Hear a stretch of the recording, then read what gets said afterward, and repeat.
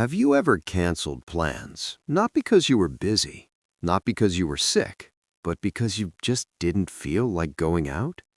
You looked at the message, you stared at it for a minute, and you thought, I'd honestly rather stay home. And then, almost immediately, a little voice in your head said, why am I like this? If that sounds familiar, this video is for you, because staying home says something about your personality, but it's probably not what you think. A lot of people assume that if you stay home often, you're lazy, unmotivated, socially awkward. But sometimes, staying home means you're selective with your energy. You don't want noise for the sake of noise. You don't want to show up just to say you were there. You don't enjoy small talk that feels empty. And that doesn't make you broken. It might mean you value depth over quantity, real conversations over crowded rooms, peace over performance. The problem is, we live in a world that celebrates constant activity. Out every weekend, always networking, always posting, always doing something. So when you choose stillness, it can feel wrong. But sometimes, stillness is self-awareness. Some people recharge by being around others. You might recharge by being alone. After a long week of work, noise, and responsibilities, your nervous system doesn't want another event. It wants quiet. It wants your room, your space, your routine. And here's the important part. There's a difference between isolation and restoration. Isolation drains you long-term. Restoration refuels you. If you stay home and feel calm, focused, or creatively recharged after, that's not a weakness. That's emotional intelligence. You know when to step back. But let's be honest, it's not always that healthy. Sometimes staying home isn't about peace, it's about fear.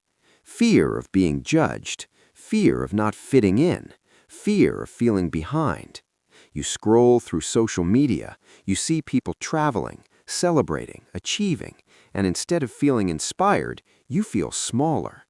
So staying home becomes a shield. You tell yourself, I just don't feel like it. But deep down, it's more like, I don't feel good enough. And that's a very different reason. This is where self-honesty matters. Ask yourself, am I staying home to recharge or to hide? There's no shame in either, but you need to know which one it is. Here's something people don't talk about. When you're growing internally, you naturally pull back externally. You question old habits, old friendships, old environments. The parties don't feel the same. The conversations feel repetitive. The version of you that used to enjoy that life is shifting. Growth can look like boredom, like distance, like I'd rather stay home and think. You're not antisocial, you're evolving, and evolution is quiet at first. But here's the balance. Home can become too comfortable. Your comfort zone is warm, predictable, safe, no rejection, no awkwardness, no risk, but also no expansion. If you always stay home, you might protect your peace, but you might also limit your potential. Confidence doesn't grow in isolation forever. It grows in small exposures, one event, one conversation, one uncomfortable moment at a time. So the goal isn't to force yourself to become someone else. It's to ask, is my comfort helping me or shrinking me? Let's make this practical. If you relate to staying home a lot, try this. Next time you cancel plans, pause. Are you tired, overstimulated, or anxious? Name it. Clarity removes guilt. If you're genuinely exhausted, stay home without shame. If you're anxious, maybe go for 30 minutes instead of the whole night.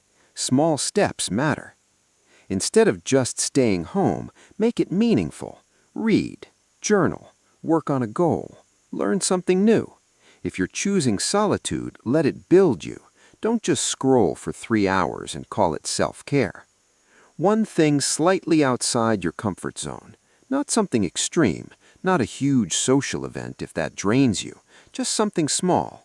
Message someone first. Attend for 1 hour. Speak up once. Growth doesn't require a personality transplant. It requires tiny, consistent courage. At the end of the day, staying home says something about your inner world. You're reflective, you think deeply, you don't chase noise for validation. But it also asks a question. Are you protecting your energy or protecting your fears? That answer changes everything. You don't need to become the loudest person in the room. You don't need to attend every event. But you do need to make sure your life isn't shrinking quietly. Peace is powerful, but so is participation, and the healthiest personality learns when to choose each. Staying home doesn't automatically mean you're lazy. It can mean you recharge differently. It can mean you're growing. It can mean you're selective. But if it's rooted in fear, that's where gentle action comes in. Know your reason. Use your alone time well. Take small social risks. Balance peace with progress. If this resonated with you, take a quiet moment tonight and ask yourself why you stay home. Not with judgment, just curiosity. If you'd like more conversations like this, you're welcome to subscribe and stay here. And if someone you know lives mostly in their own space, maybe share this with them. Take care of your inner world. I'll see you in the next one.